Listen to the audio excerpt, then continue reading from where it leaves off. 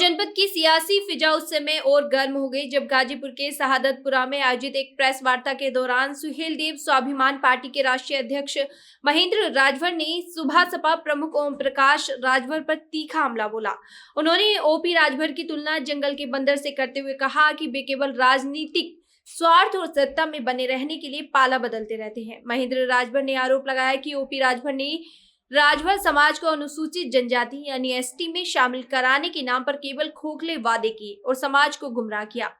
महेंद्र राजभर ने जोर देकर कहा कि उनकी पार्टी का उद्देश्य है कि 2027 तक राजभर जाति को एससी वर्ग में शामिल कराया जाए। उन्होंने बताया कि समाजवादी पार्टी के वरिष्ठ नेता राजीव राय ने इस दिशा में केंद्रीय जनजातीय कार्य मंत्रालय को पत्र लिखा है, जिस पर केंद्रीय मंत्री जुएल ओराम ने सकारात्मक संकेत दिए हैं। प्रेस वार्ता में बड़ी संख्या में पार्टी कार्यकर्ता और समर्थक उपस्थित रहे। उन्होंने इस लक्ष्य को हासिल करने के लिए एकजुटता का संकल्प लिया। आज जो उत्तर प्रदेश के सरकार में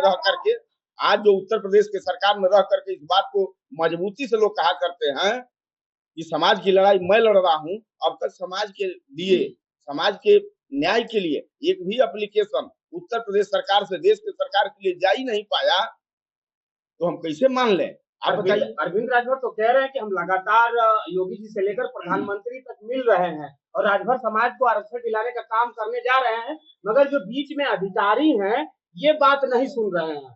इसका मतलब कि आप सरकार में आप झूठे बने हुए हैं। सरकार में आपकी बातें नहीं सुनी जा रही है।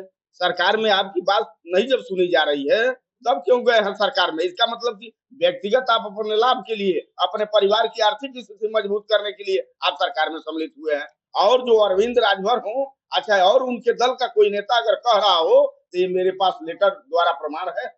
हम तो बधाई देना चाहूंगा आपके चैनल के माध्यम से घोसी लोकसभा के सांसद माननीय राजू राय जी को बधाई देना चाहूंगा कि इसका उन्होंने पर्दाफाश कराया। वो तो कह रहे हैं कि ये लोग समाजवादी पार्टी के एजेंट हैं। ऐसा लेटर, हजारों लेटर हमारे पास पड़ा हुआ है जो राजभर समाज के हित के लिए मैंने लिखा है, मगर अधिकारी नहीं सुन रहे हैं और मामला वहां तक। देखिए, एजेंट कहने वाले लोगों को अपने गिरबान में झांक करके देखना चाहिए। ये लोग समाजवादी पार्टी के एजेंट हैं, हम लोग समाजवादी पार्टी के एजेंट हैं कि तुम भारतीय जनता पार्टी के एजेंट हो।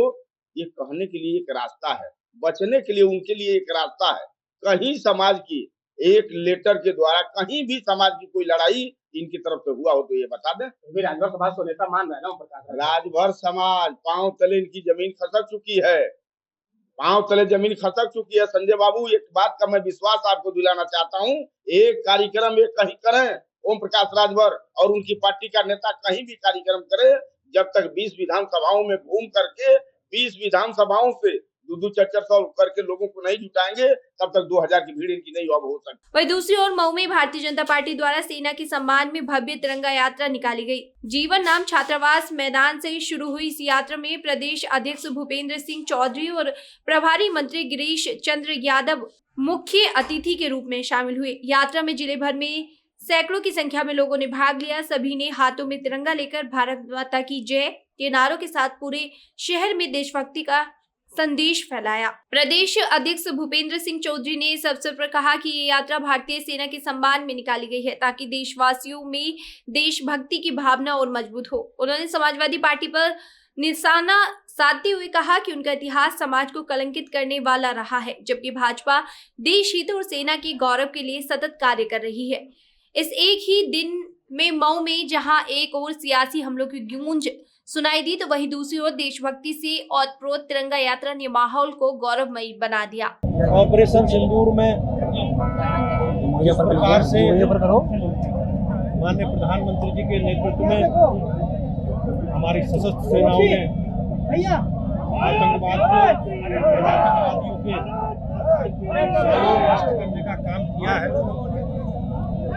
हम सब लोग 140 करोड़ देश के लोग अपने सेना के सम्मान में सभी जिलों में, सभी विधानसभाओं में, सभी इलाकों में, सभी नगर पालिका, नगर पंचायतों में तिरंगा यात्रा निकालकर उन सैनिकों के प्रति अपना सम्मान प्रकट करने के लिए हम लोग यात्रा निकाल रहे हैं।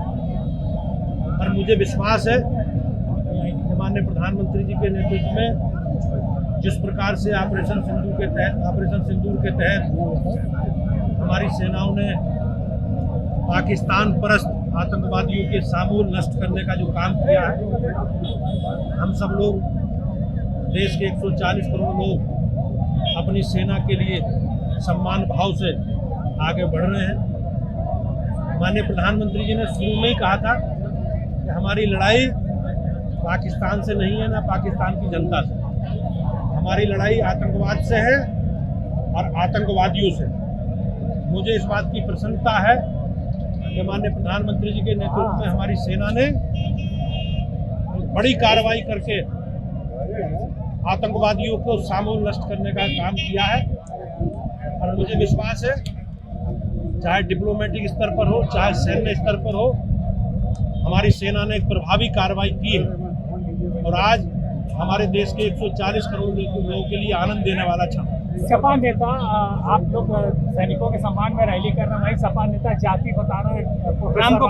समाजवादी पार्टी के लोगों का इतिहास रहा है, तो उन्होंने हमेशा समाज को जाति के नाम पर बांटकर और हिंदू समाज को किस प्रकार से कलंकित करने का काम किया।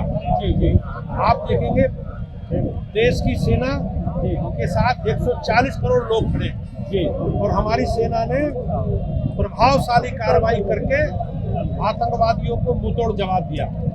ट्रंप अभी अपने बयान से पलट गए हैं, वो कह रहे थे कि हमने समझौता कराया है, इस पे आप क्या कहेंगे? अब ये केंद्र सरकार का दो देशों का डिप्लोमेटिक विषय है जी, मैं इस पर कुछ नहीं कह सकता, लेकिन मैं निश्चित रूप से ये कह सकता हूँ कि हमारी सरकार माननीय प्रधानमंत्री जी के नेतृत्व में और हमारी सेना देश के 140 करोड़ लोगों के हितों के लिए तैयार है। आपके प्रदेश में भी ब्रह्मोस बनने लगा है, कितना बेरोजगार युवकों को रोजगार मिले? निश्चित रूप से हमारी सरकार ने, आपने देखा होगा, योगी जी के नेतृत्व में, मोदी जी के नेतृत्व में उत्तर प्रदेश को एक उत्तम प्रदेश बनाने का काम किया।